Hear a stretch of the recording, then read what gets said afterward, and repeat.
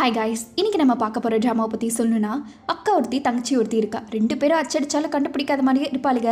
ஆனால் அக்காவை பற்றி சொல்லணும்னா உருன்னு 24 மணி நேரம் உருன்னே இருக்கிறவ. தங்கச்சி பார்த்திங்கன்னா ஊரில் இருக்கிற வம்பெல்லாம் வாயாலேயே இழுத்துட்டு வரவ. இப்படி 2 பேர்த்தோட ட்வின்ஸை பார்த்திங்கன்னா ஒரு கட்டத்தில் அக்காவோட இடத்துக்கு தங்கச்சியும் தங்கச்சியோட இடத்துக்கும் அக்காவும் மாறி மாறி வாழணுங்கிற சுச்சுவேஷன் வருது. அப்படி அந்த என்னதான் சுச்சுவேஷன், தங்கச்சி போய் அக்காவோட லைஃப்பில் என்னென்ன குளறுபடி பண்ணா, அக்கா தங்கச்சி இதை எப்படி மாற்றினா அப்படிங்கிறத ரொம்பவே காமெடியாக ரொமான்டிக்காக அதை விட கொஞ்சம் சஸ்பென்ஸாகவும் பக்காவாக சொல்லியிருப்பாங்க.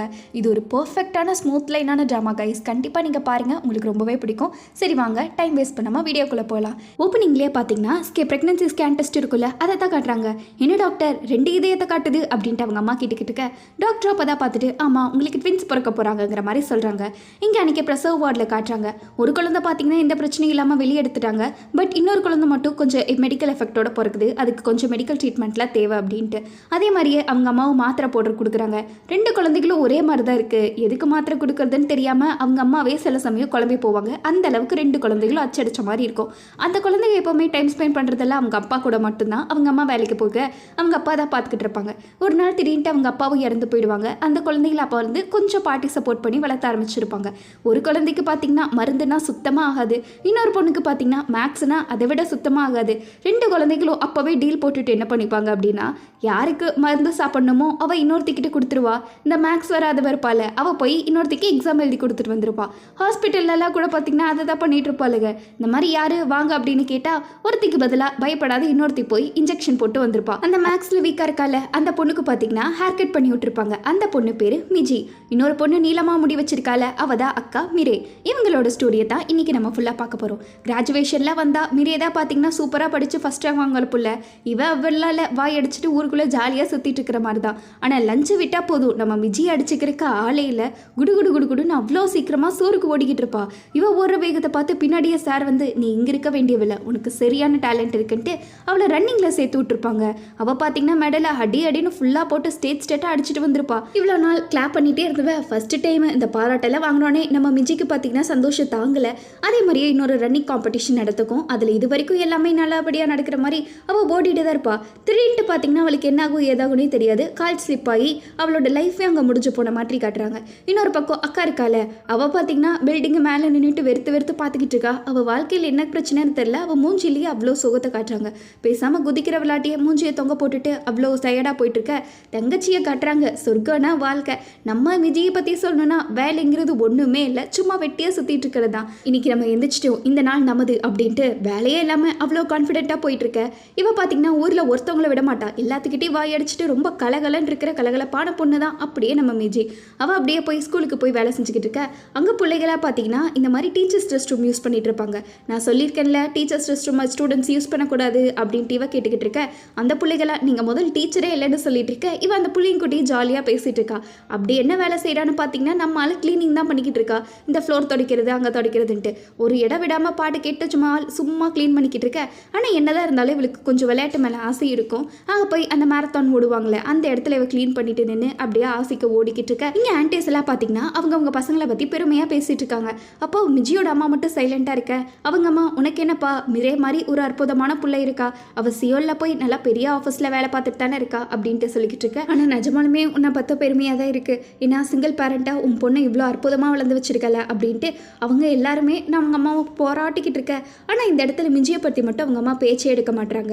எப்படியோ உன் பொண்ணு ஜம்மன் இருக்கா அப்படின்ட்டு எல்லாம் சொல்லிக்கிட்டு இருக்க. கரெக்டாக நம்ம மிஜி இருக்கா பார்த்தீங்களா, அவன் வந்து அவங்க அம்மாட்ட சைலண்ட்டாக கூப்பிட்டுருக்கா. அவங்க அம்மா முதல் வார்த்தை போனோன்னே இந்தோ இருங்க வர அப்படின்ட்டு இங்கே எதுக்கு வந்திருந்தா அவகிட்ட கேட்டுக்கிட்டு இருக்காங்க. ஆனால் இவங்க எல்லாத்துக்கும் தெரியும் மிஜிங்கிட்ட இன்னொரு ட்வின்ஸ் இருக்குது, அதை வேலைக்கு போகாமல் வெட்டியாக சுற்றிட்டு இருக்குன்ட்டு.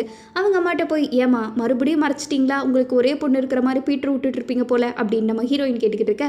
அவங்க அம்மா பார்த்தீங்க ஆமாம் இப்போ நீ எங்கே வந்து அப்படின்னு கேட்டுக்கிட்டு இருக்காங்க.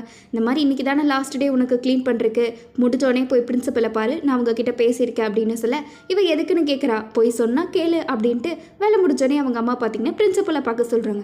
சரின்ட்டு இவ்வளோ போய் உட்காந்துட்டு இருக்கு. தங்கச்சி பார்த்தீங்கன்னா சில்ட்ரன்ஸ்க்கெல்லாம் டீச்சராக இருப்பாங்களே அந்த வேலைக்கு அப்ளை பண்ணியிருக்கா. அது இப்போதைக்கு கிடைக்கல அப்படின்ட்டு பேசாமல் இப்போ நீ செஞ்சுட்டு இருக்க பார்த்தியா, இதுவே ஃபுல் டைமாக மாற்றிட்டா என்ன, நான் வேணா உனக்கு அதுக்கு ஏற்பாடு பண்ணி கொடுக்கட்டா அப்படின்னு கேட்டுக்கிட்டு இருக்க. இவ பார்த்தீங்கன்னா அதெல்லாம் வேணாம், அந்த அம்மா லீவில் இருக்காங்கன்னு தான் நான் வந்திருக்கேன். இப்போ நான் வேலை செஞ்சால் அவங்களோட தொழிலில் நான் கெடுக்கிற மாதிரி ஆகிடாது அப்படின்ட்டு கொள்கையோடு இருக்க. இவங்க பார்த்தீங்கன்னா அப்போ நீ என்ன பண்ணுவேன்னு கேட்குற. சும்மா நான் இந்த ஃபார்மிங்லாம் பண்ணிட்டு இருப்பேன் அப்படின்ட்டு இவ கூலாக சொல்லிட்டு பார்த்துட்டு இருக்கா. உனக்கு நான் எப்படி புரிய சொல்லி வைக்கிறது? இப்போ ஒரு எக்ஸாம்பிள் எடுத்துக்கோ. உங்கள் அக்கான்னு சொன்னோன்னே இவ காதை பொத்திக்கிறா. சரி சரி உங்கள் அக்கா வேணாம், அதாவது என்னோட பையன் எடுத்துக்கோ ஹொசு. அவனை கொஞ்சம் யோசிச்சுப்பாரு. அவன் எப்படி 20 வயசு வரைக்கும் கஷ்டப்பட்டு படித்தான், இன்னைக்கு அவன் நல்லா வேலை செய்கிறாள். அதே மாதிரி நீ இப்போ கஷ்டப்படணும், அப்போ தான் 10 வருஷத்துக்கு அப்புறம் நல்லா இருப்ப அப்படின்ட்டு இருக்க. ஃபார்மிங்லலாம் சீசனுக்கு தானே வரும், அந்த சீசன் போச்சுன்னா நீ என்ன பண்ணுவ? அதுக்கப்புறம் உனக்கு எங்கே வேலை இருக்கும்? பேசாமல் நீ அவரை கல்யாணம் பண்ணிக்கோ அப்படின்ட்டு எவரோ ஒருத்தர் பேரை சொல்ல, இவ பார்த்தீங்கன்னா வாய்ப்பே இல்லை, அது என்னோட எக்ஸ் அப்படின்ட்டு ஒரே வார்த்தையாக சொல்கிறா. அப்படின்னா என்ன, ஒரு நல்ல வேலைக்கு போய் புது பாய் ஃப்ரெண்டை பார்த்துக்கோ அப்படின்ட்டு அந்த பிரின்சிபல் சொல்லிக்கிட்டு இருக்க. இவ வேலை தான் பிரச்சனைங்கிற மாதிரி உட்காந்துக்கிட்டே இருக்கா. இன்னொரு சைடு பார்த்தீங்கன்னா வக்கீல் ஆஃபீஸை காட்டுறாங்க. அவன் எவனோ ஒருத்தன் கிளைண்ட்டு பார்த்தீங்கன்னா இன்ஃபர்மேஷன் பேசிகிட்டு இருக்க.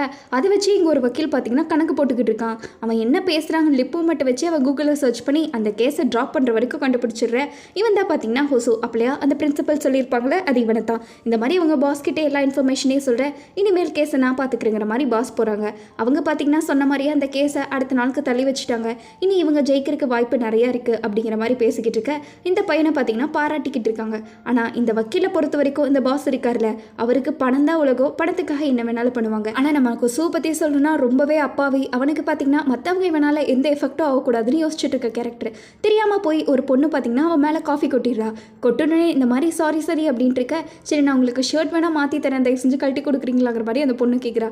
அவன் அதெல்லாம் வேணாம், எனக்கு இந்த மாதிரி டாக்குமெண்ட் ரெடி பண்ணி அனுப்புங்க அப்படின்ட்டு. எவ்வளோ அழகான பொண்ணு இருந்தாலும் சரி, தான் உண்டு தான் வேலை உண்டுன்ட்டு இருக்க ஒரு நேர்மையான கேரக்டர் தான் பார்த்தீங்கன்னா ஹொசவு கட்டுறாங்க. அவன் ரூம் போய் ஷர்ட் மாற்றிக்கிட்டு இருக்க. அப்போ கையில் ஏதோ தழும்பெல்லாம் தெரியுது.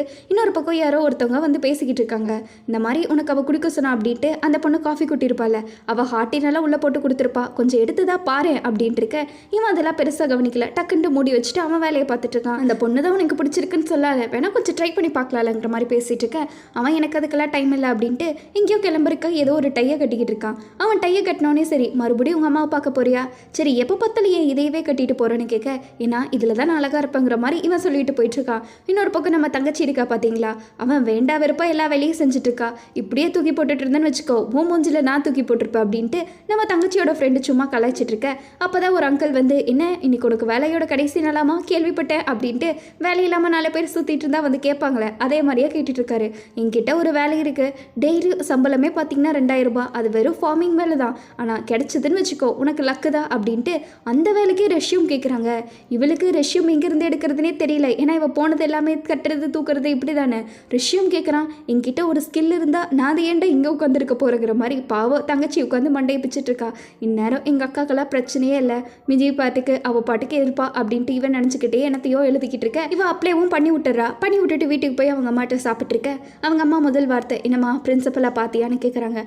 பார்த்தம்மா, இந்த மாதிரி நான் அப்ளை பண்ண ஜாப் கிடைக்கல, அவங்க அந்த ஜாப்பையும் எனக்கு வாங்கி தரேன் அப்படின்னாங்க அப்படின்ட்டு இருக்க.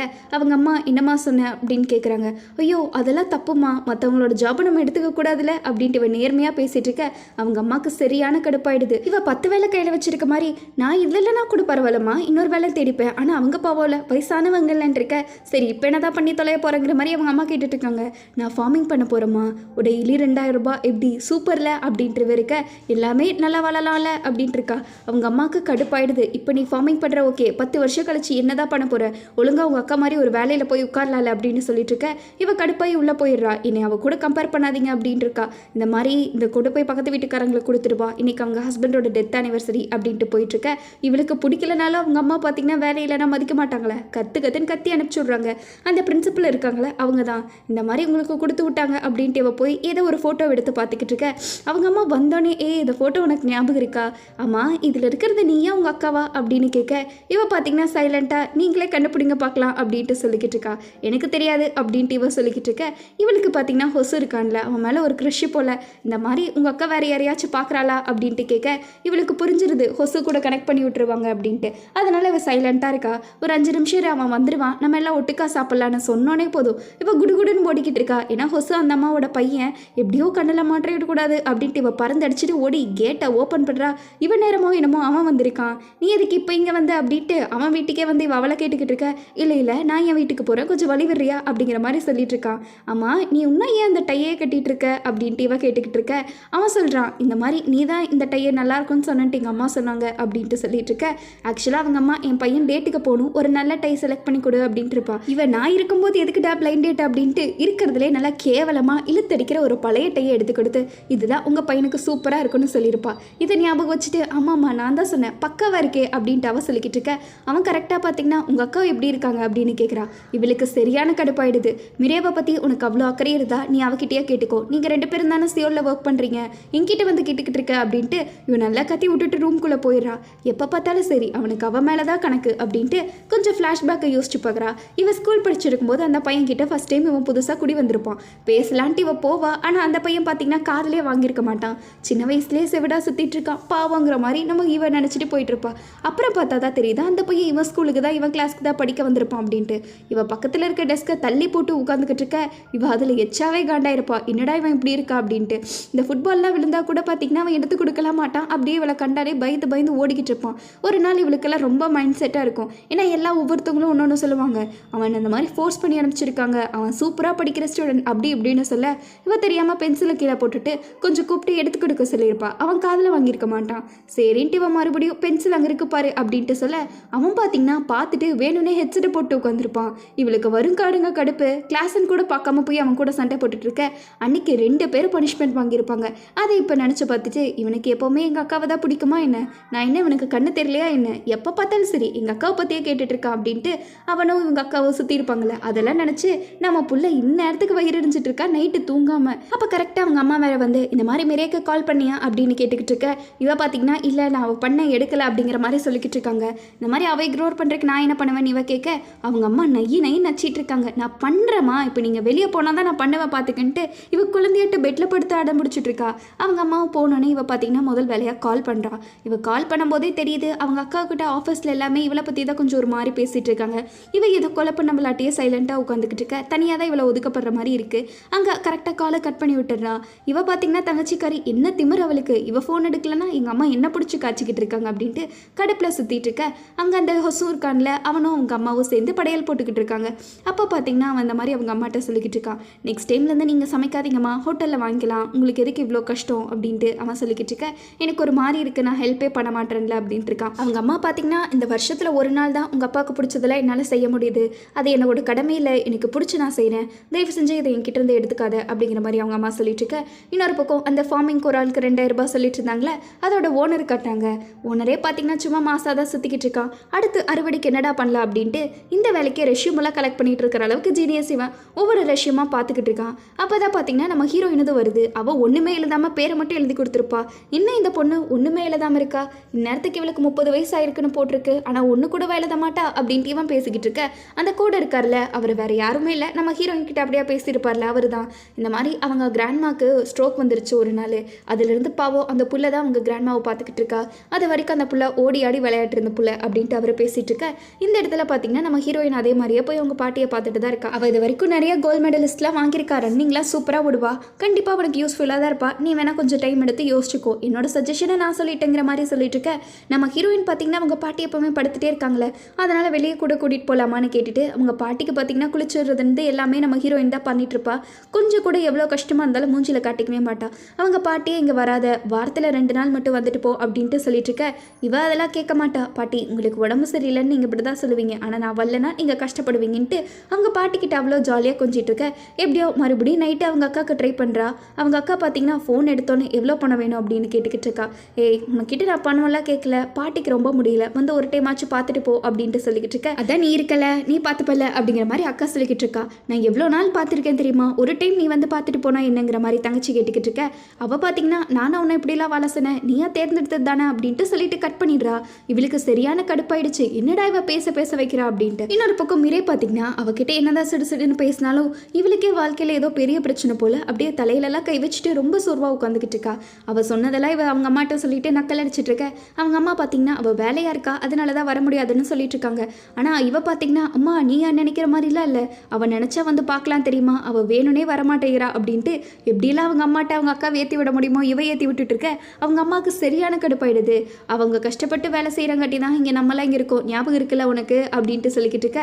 இவளுக்கு வேற பாயிண்டே இல்லை, வேலை இல்லைன்னு சொல்லிட்டாங்களே, டக்குன்னு சைலண்ட் ஆயிடுறா. நீ சும்மா இருந்தாலும் பரவாயில்ல, நாளைக்கு இதை போய் சாப்பாடு அவளுக்கு கொடுத்துட்டு போ அவங்க அக்காவுக்கு அப்படின்ட்டு பேக் பண்ணிக்கிட்டு இருக்க.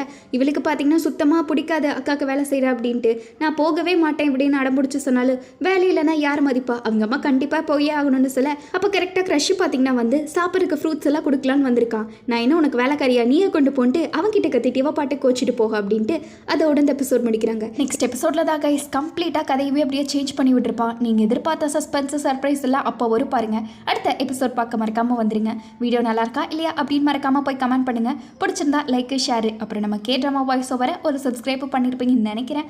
அடுத்த சூப்பர் எபிசோடில் பார்ப்போம். அது வரைக்கும் பை ஸ்வீட்டீஸ்.